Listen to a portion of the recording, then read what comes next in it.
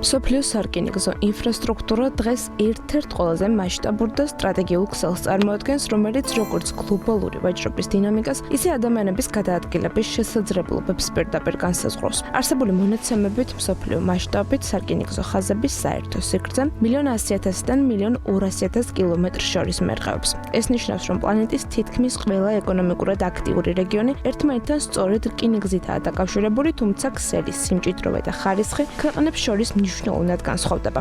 რკინიგზის განვითარება ისტორიულად ინდუსტრიული რევოლუციიდან იწყება, როდესაც მე-19 საუკუნეში მძიმე ნედლეულის, განსაკუთრებით ქვანახშირისა და რკინის გადასაზიდად ორთქლის ძრავებზე მომუშავე მატარებლები პირველად გამოიყენეს. სწორედ ამ პერიოდმა შექმნა საფუძველი მასობრივი ტრანსპორტის შესაქმნელად, რამაც ქალაქების ზრდა, ინდუსტრიალიზაცია და საერთაშორისო ვაჭრობის გაფართოება მნიშვნელოვნად დააჩქარა. დროთა განმავლობაში ტექნოლოგიები განვითარდა, დიზელისა და შემდეგ ელექტრომატარებლები გაჩნდა, ხოლო დღეს რკინიგზა უკვე მაღალ სიჩქარიანი, ციფრულად მართული და ეკოლოგიურად უფრო ეფექტიანი სისტემების ერთობლიობად ჩამოყალიბდა. მასშტაბის კუთხით თუ შევხედავთ, დღეს მსოფლიოში ყველაზე დიდი სარკინიგზო ქსელი ამერიკის შეერთებულ შტატებს აქვს, დაახლოებით 220,000 კილომეტრზე მეტი. თუმცა ამ შემთხვევაში მნიშვნელოვანია, რომ ამერიკაში რკინიგზა ძირითადად ტვირთბრუნვაზე ორიენტირებული და არა მგზავრთ გადაყვანაზე. განსხვავებული მოდელია ჩინეთში, სადაც ბოლო 2 წლეულის განმავლობაში სახელმწიფომ კოლოსალური ინვესტიციები ჩადოდა არა მხოლოდ ერთ-ერთი ყველაზე გრძელი ქსელი, არამედ მსოფლიოში უდიდესი მაღალ სიჩქარიანი სარკინიგზო სისტემა შექმნა, რომელიც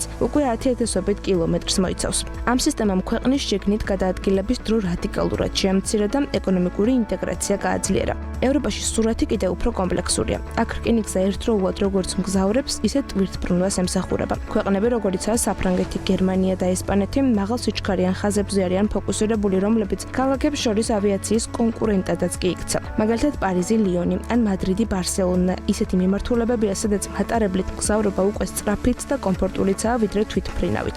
საინტერესოა ისიც, რომ სარკინიგზო ქსელის სიგრძე ავტომატურად მის განვითარებას არ ნიშნავს. იაპონია ამის ნათელი მაგალითია. ქვეყანას შედარებით მცირე ტერიტორია აქვს, მაგრამ მისი სარკინიგზო სისტემა მსოფლიოში ერთ-ერთი ყველაზე მოწინავეა. შინკანსენის მაღალ სიჩქარიანი მატარებლები უკიდურესი სიზუსტით, უსაფრთხოებით და ტექნოლოგიური დახვეწილობით გამოირჩევა, რაც ხშირად როგორც ოქროს სტანდარტი მთელ ინდუსტრიაში ისე განიხილება.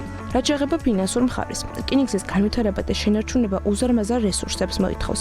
ინფრასტრუქტურის მშენებლობა, ელექტროფიკაცია, სიგნალიზაციის სისტემები და მოძრავი შემადგენლობა მილიარდობით დოლარის ინვესტიციას საჭიროებს. მაგალითად, ჩინეთმა მხოლოდ მაღალ სიჩქარიანი ქსელის განვითარებაზე 100 მილიარდი დოლარი დახარჯა. ევროპაში კი ბოლო 10 წლეულებში ინვესტიციები ეტაპობრივად იზრდება, რადგან კლიმატის ცვლილების წინააღმდეგ ბრძოლა სახელმწიფოს აიძულებს მეტი ყურადღება ნაკლებად დამაბინძურებელ ტრანსპორტზე გადაიტანონ. რკინიგზის დანიშნულება ქვეყნების მიხედვით მნიშვნელოვნად განსხვავდება. ჩრდილოეთ ამერიკაში კი ძირითადად მძიმე ტვირთების, ნავთობის, ქვანახშირის, მარცვლეულის გადასაზიდად გამოიყენება. აზიაში, განსაკუთრებით ინდოეთსა და ჩინეთში, რკინიგზა მასობრივი მგზავრობის მთავარი საშუალებაა და ყოველდღიურად 100 მილიონ ადამიანს ემსახურება. ევროპა კი ორივე მიმართულების ბალანსს ცდილობს. ეფექტიანი ლოგისტიკა და სწრაფი, კომფორტული მგზავრობა ერთ სისტემაში გააერთიანოს. თანამედროვე ტენდენციები აჩვენებს, რომ რკინიგზა ახალ ეტაპზე გადადის. მისი ელექტროძრავზე გადაყვანა აქტიურად მიმდინარეობს, რათა საწოლზე დამოკიდებულება შემცირდეს. ციფრული მართვის სისტემები და ავტომატიზაცია ინერგება, რაც უსაფრთხოებასა და ეფექტიანობას ზრდის.